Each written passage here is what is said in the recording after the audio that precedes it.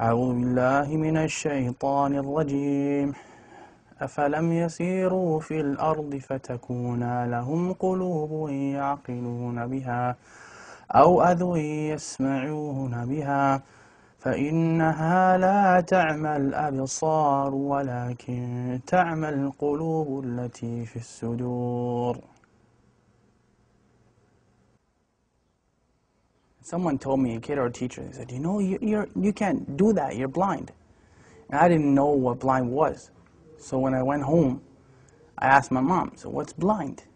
And she said, you're not blind, you just can't see. When I took my shahada and I was hearing the Quran, I heard that ayah. And I'm like, that kind of solidified it as haqq for me, right?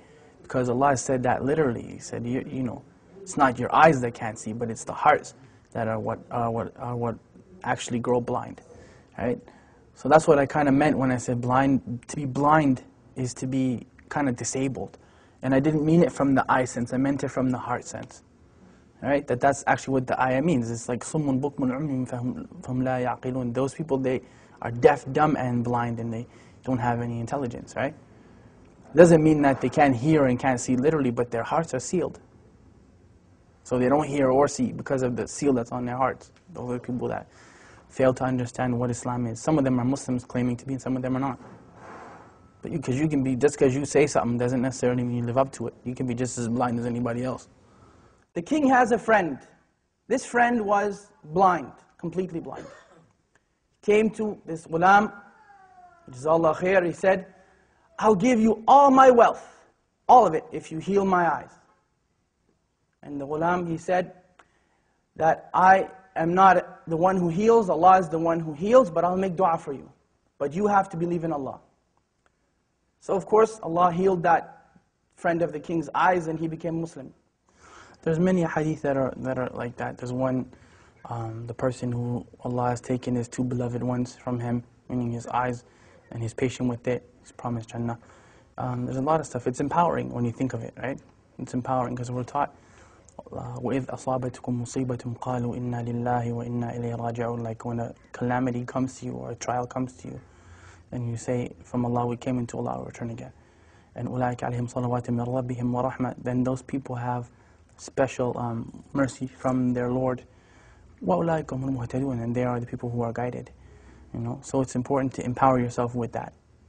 Because really, I mean, you're never powerless, ever. If nothing else works, you can still make dua silently, right? As long as you can think and your heart is alive, you can make dua. So you're never actually powerless. And that's the message that I try to give people. It's empowerment, you know. You can never say that the Muslims are powerless. It's silly, you know. You can talk to Allah, who's better than Allah to talk to, you know what I mean? So you call your MP and congressman and this man and that one and that one and the third one, and they may or may not help you, but Allah always listens, you know. Food. Look at food. Column link. 1. Not link what food provokes desire. 10. Link extravagance in food and drink during Ramadan. 2. 1. Link ruling on smelling food and drink. Maybe I should do this. Permissible for the owner of a restaurant to sell food to those who are not fasting and to cover during the day in Ramadan. Now many people would look and say that, why didn't Allah protect them?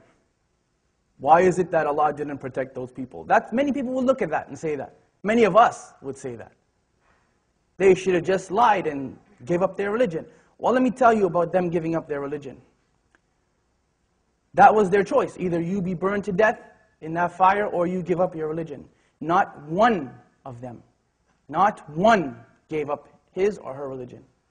The dunya sijnul mu'min wa jannatul kafir, right? The dunya is a prison for the believer and a paradise for the disbeliever.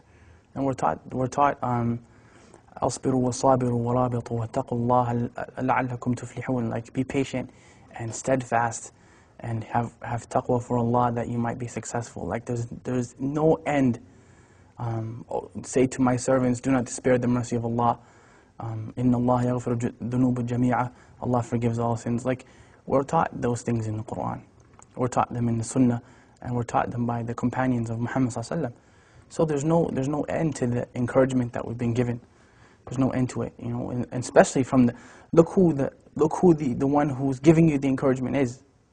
SubhanAllah. Like, it's not just people get that twisted when we think that, you know, Quran is just kind of a book where we read it in a nice voice and we recite it in Ramadan, but it's the kalam of Allah, like it's the literal speech of Allah.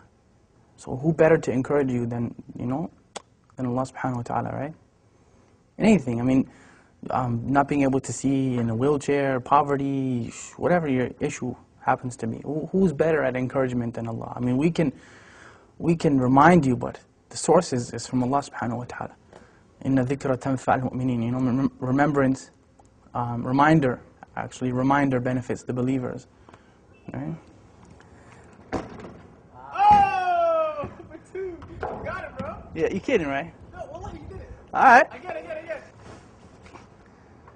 Oh! I'll switch. Bismillah. Buna, you got that one, right? I got it. That was a good one. That was the best. We can go home now and pack that one up. That was a good one. إِنَّ الَّذِينَ آمَنُوا وَعَمِلُوا الصَّالِحَاتِ.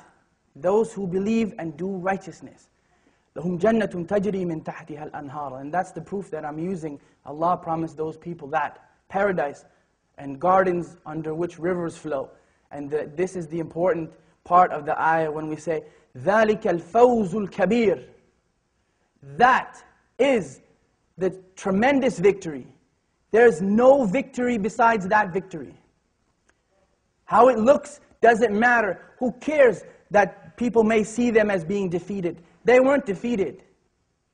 It only looks that way. They were not defeated. I'm sorry. No one in Jannah is defeated.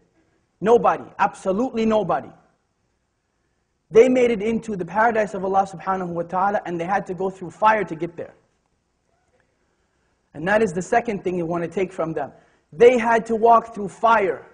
Their children had to go through fire. They had to go through it. Their wives and their husbands and mothers and fathers all had to go through it. You don't have to go through fire. You don't have to do that. What do you have to do? Two things.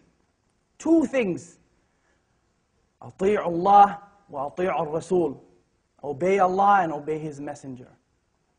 أعوذ بالله من الشيطان الرجيم هو الله الذي لا إله إلا هو عالم الغيب والشهادة هو الرحمن الرحيم هو الله الذي لا إله إلا هو الملك القدوس السلام المؤمن المهيمن العزيز الجبار المتكبر سبحان الله عما يشركون هو الله الخالق البارئ المصور له الأسماء الحسنى يسبح له ما في السماوات والأرض وهو العزيز الحكيم.